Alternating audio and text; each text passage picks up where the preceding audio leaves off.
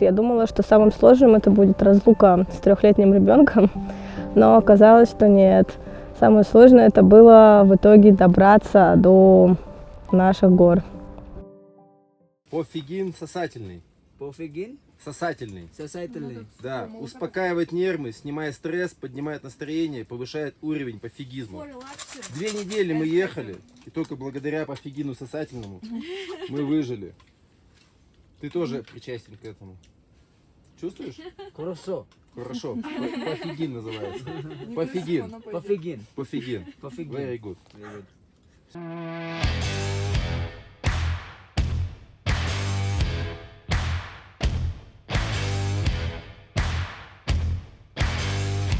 Как ощущения?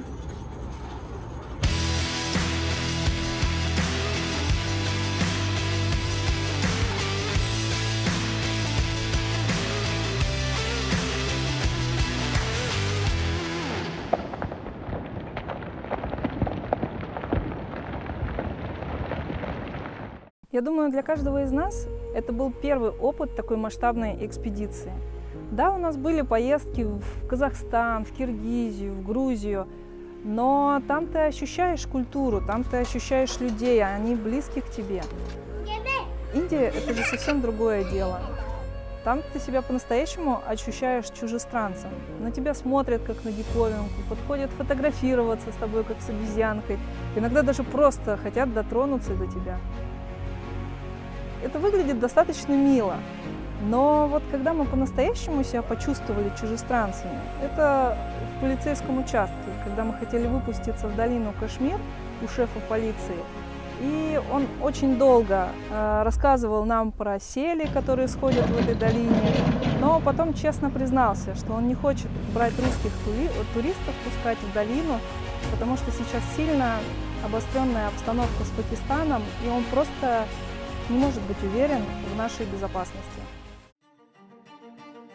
В горах очень часто принимаешь обстоятельства такие, какие они есть, и если закрывается один путь, значит нужно искать другой. Дорога в долину Мьяр должна была занять у нас 8 часов. Вместо этого мы ехали 3 дня.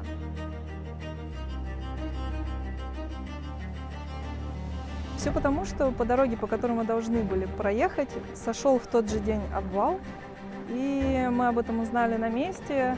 Мы просидели 3 дня в ожидании, когда же очистят дорогу.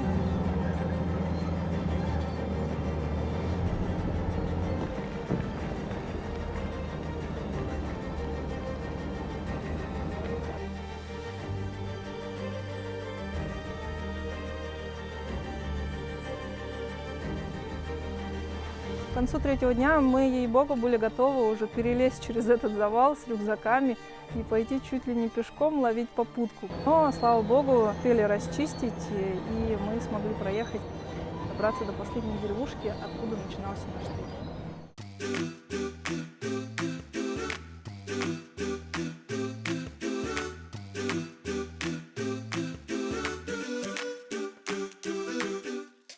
Мьяр-Вали – невероятно красивая долина. Здесь много зелени, много скал, много горных рек.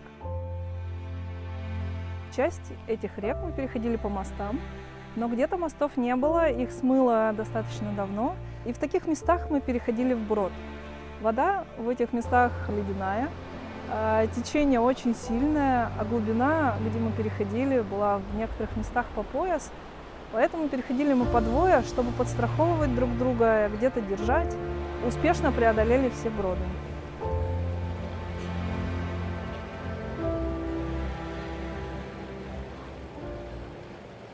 Наш лагерь мы разбили под вершиной Кастл-Пик. В этот раз у нас было очень много имущества с собой. Это и душ, и 3 туалета, и столовая, и кухня. И даже был личный повар, который для нас все это готовил.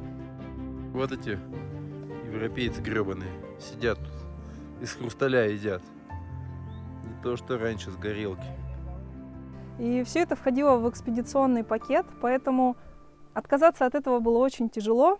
И, знаете, жить с комфортом в горах оказалось очень приятно. Нашей первой целью стала непройденная восточная стена Махиндры. Это идеальное сочетание внутренних углов, трещин и каминов. Прям все идеально для нашего первого прохода. Мы уже знали, что через несколько дней после нашей акклиматизации должна испортиться погода. Но как будто бы погодного окна хватало для того, чтобы мы успели проскочить на вершину. Поэтому мы выдвинулись на маршрут, мы начали лезть. Но во второй день нашего восхождения пошел сильный снегопад. Хотя по прогнозу, и прогноз в этот день спутниковый говорил о том, что никакого снегопада у вас нет. Поэтому перед нами встал сложный выбор, как и всегда это бывает в горах, развернуться или идти дальше. И это выбор между амбициями и безопасностью. И на тот момент мы выбрали спуск вниз. И, как оказалось, очень правильно выбрали, потому что на следующий день пошел сильный снегопад. Температура упала на 10-15 градусов. И за несколько дней в лагерь выпало полметра или даже больше снега. Поэтому идти под таким условиям было бы просто невозможно. Мы понимали, что на Махиндру мы уже не вернемся. В горах ожидание – это самое тяжелое. Каждый день похож на предыдущий день. Время растягивается. Кажется, что прошла уже целая вечность. Все похоже на день сурка. Ты с утра просыпаешься, один и тот же пейзаж, засыпаешь, один и тот же пейзаж. Думаешь, сколько нужно времени, чтобы растаял этот снег со склонов.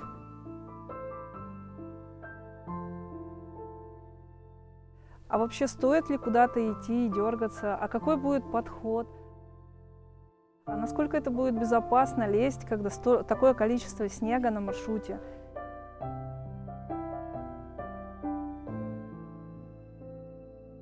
Потом думаешь, а стоит ли оно вообще того, чтобы рисковать? Через 5 дней мы все-таки решили полезть. Мы присмотрели новую линию на Айрис Пик и, собственно, полезли. Мы решили максимально облегчить снаряжение, не брать ничего лишнего, в том числе лишней еды. Планировали залезть с одной ночевкой, но, как оказалось, маршрут оказался длиннее и сложнее, чем мы прогнозировали, поэтому мы провели на маршруте 2 ночи. В частности, это связано с погодными условиями, с тем, что днем тот снег, который выпал, начинал таять, и скалы становились мокрыми, что замедляло лидера. Скальники мокрые, руки мокрые. В общем, так себе участочек. Утром, когда солнце еще не зашло, либо вечером, когда оно уже ушло, скалы становились обледенелые. Поэтому это тоже замедляло частично нашу команду.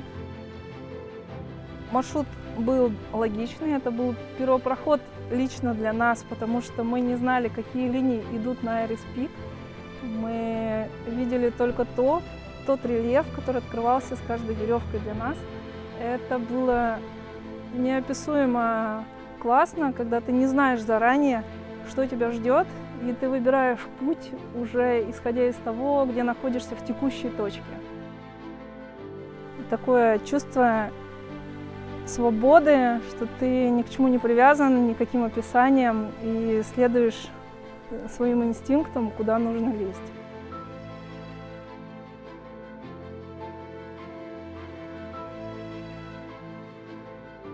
На вершину мы вылезли во второй день примерно в 6 вечера. Мы на вершине.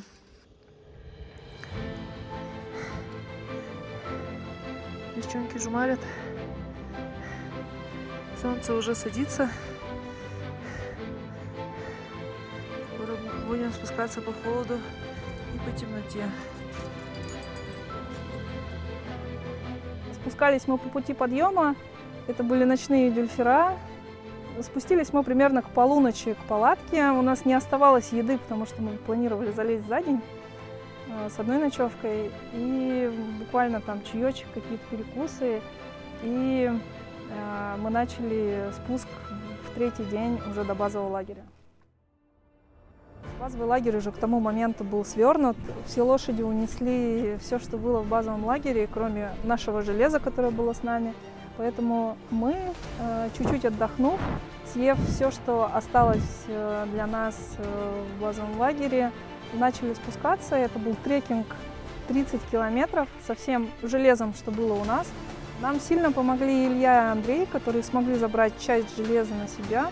После утренних дельферов идти 30 километров после обеденного трекинга оказалось непросто. Примерно в 6 часов вечера мы преодолевали холодный брод. Мы шли уже на остатки сил. Кто-то хотел поплакать, но уже не мог, потому что не было сил даже плакать. Кого-то просто заваливало из стороны в сторону, у кого-то болели колени. Путь обратно дался нам нелегко, но так или иначе мы были очень счастливы от того, что у нас получилось зайти на вершину.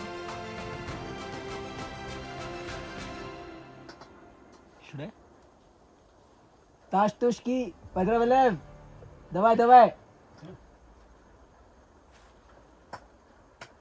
Отлично, приняли, спасибо.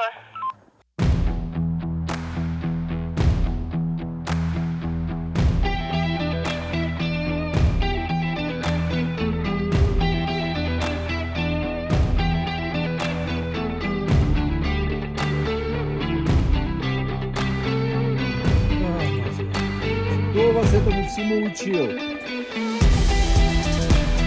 Огонь. В этом году это у меня уже 15 не подходит.